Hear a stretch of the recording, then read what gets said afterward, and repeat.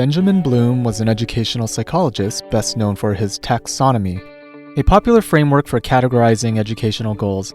He was interested in this research because he witnessed the widespread use of rote learning which was just attainment of knowledge and only retained in order to pass tests.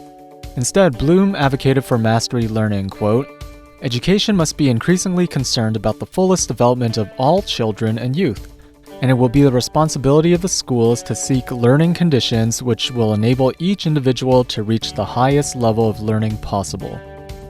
Bloom is most known for his cognitive domain taxonomy, yet there are, in fact, 3 different and interrelated taxonomies: the cognitive domain taxonomy, the affective domain taxonomy, and psychomotor domain taxonomy.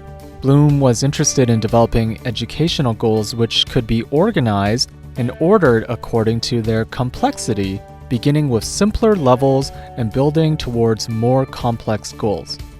For the cognitive domain, the simplest level is remembering. This involves facts, recall of basic concepts.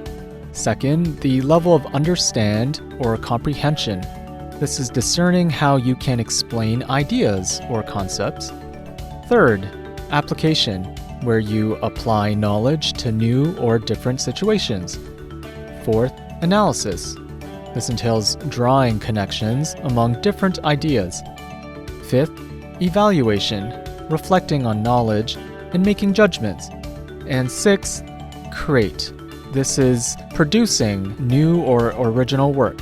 The cognitive domain is followed by the affective domain that has to do with emotions, especially important in working with others. Again, this taxonomy begins with the simplest level, beginning with receiving. This means learning to pay attention and being open to the experience. Second, responding, which entails willingly participating and responding. Third, valuing, the recognition that something is worth doing. Fourth, organization, which prioritizes values and resolves conflicts between them based on sets of values. And fifth, characterizing, bringing together ideas, beliefs, and attitudes in a coherent value system. The final domain, psychomotor, is related to acquisition of physical or practical skills. Again, beginning with the simplest level, it's reflex movements, where you respond to stimuli.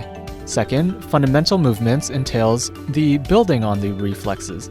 Third, perceptual abilities address skills related to bodily movements, senses, or coordination abilities. Fourth, the development of physical abilities.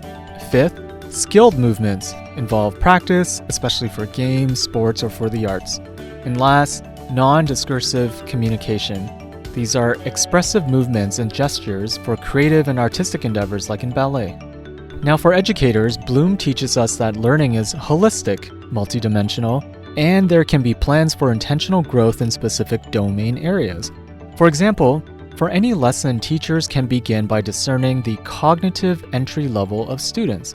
After establishing the student level as, say, understanding or comprehension, a differentiated pedagogy can be used to help the students at the appropriate cognitive level.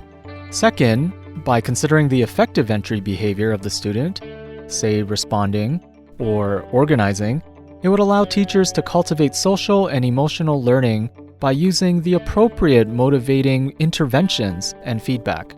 The final consideration with the psychomotor allows teachers to consider modifying teaching and learning resources to the individual needs and interests of the student.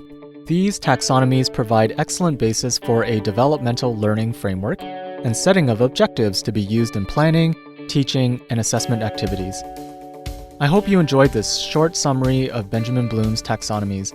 Thanks for watching.